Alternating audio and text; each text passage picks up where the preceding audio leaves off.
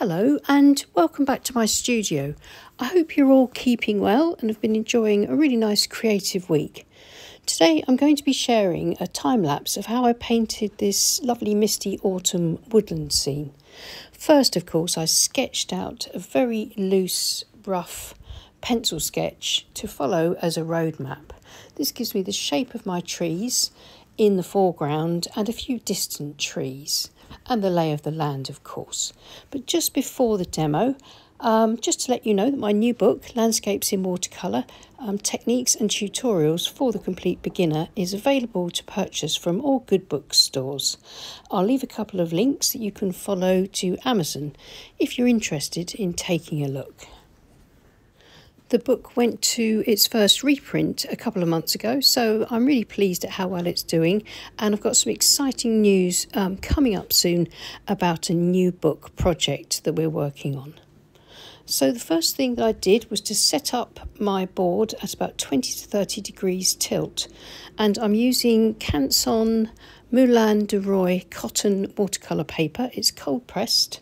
It's a 1/4 imperial sheet and it's taped to my board using ordinary decorator's masking tape. And using the wet in wet technique and my large wash brush, which is a Princeton 1.5 inch Aqua Elite synthetic brush, I'm creating a graduated variegated wash, Payne's grey across the top, raw sienna and graduating into burnt sienna with a bit of sap green. This should give me my misty distance and my forest floor.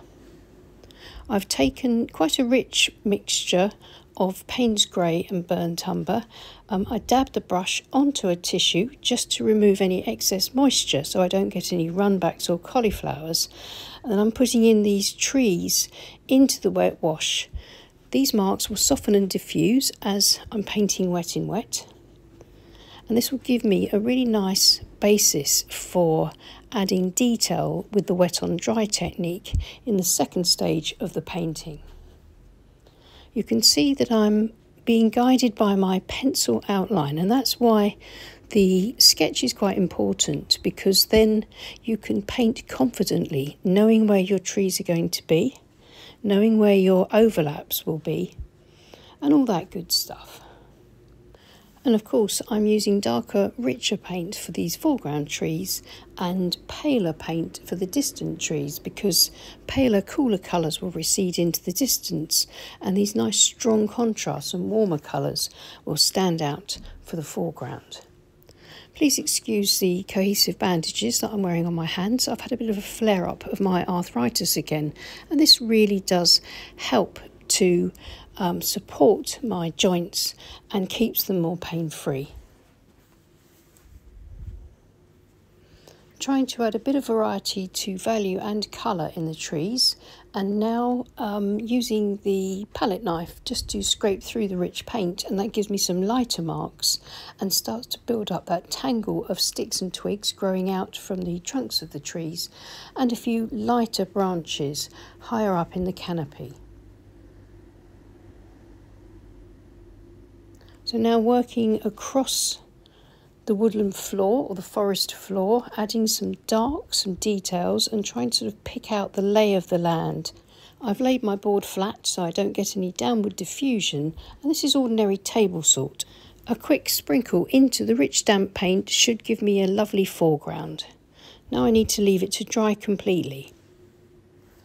As soon as it's dry, I can raise it back up to 20 to 30 degrees because that's my preferred angle to paint. I paint standing up, giving my arm and shoulder lots of room to paint loosely. Now I'm going to be using the wet on dry technique and slowly building up the lovely dark trunks and the overlaps of these trees, working around the marks that I made earlier in the wet in wet wash so that I get some of that layer showing through on my trees. This will hopefully help to increase the illusion of all the sticks, twigs, branches, bark and all the sort of rough textures and interest in the scene.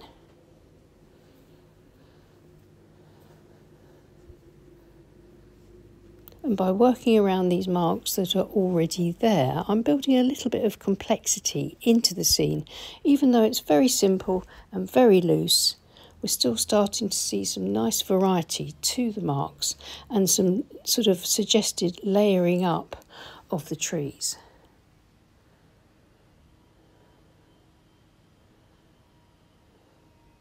I'm using a number 2 rigger brush for this.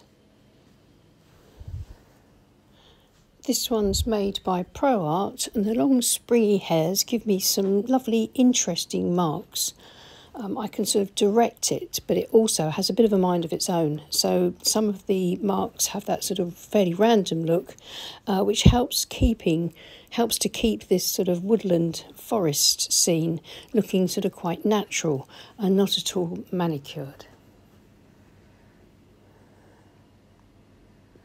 So now it's just stepping back, looking at the painting, and a sort of bit of a back and forth, trying to sort of work out where I need a few extra darks, where I need a few extra details, so that I can keep this scene still looking fairly fresh, but with enough layering up to make a sort of convincing scene.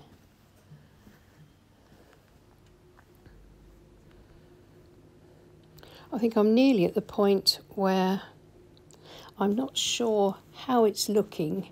I need to sort of take a look at it with fresh eyes.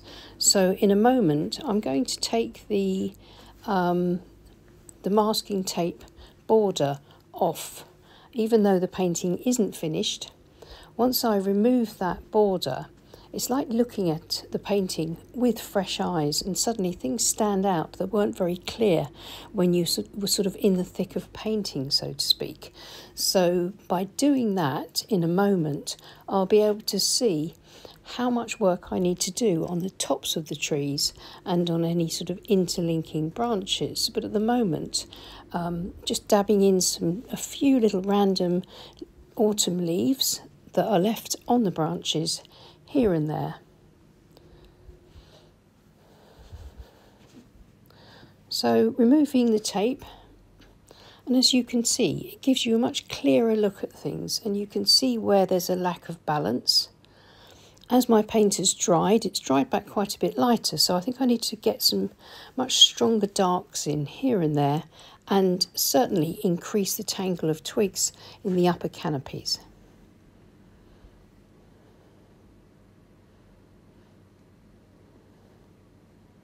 Again, carefully painting around the marks that are already there, incorporating them into the new marks that I'm making. Just now using the rigger for a few more branches across the top, being careful not to sort of go over into the white border.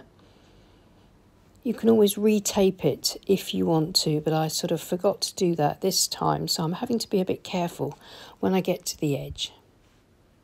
But I hope you can see now that with these final stronger darks and just a few more details, it's bringing the scene together a little more.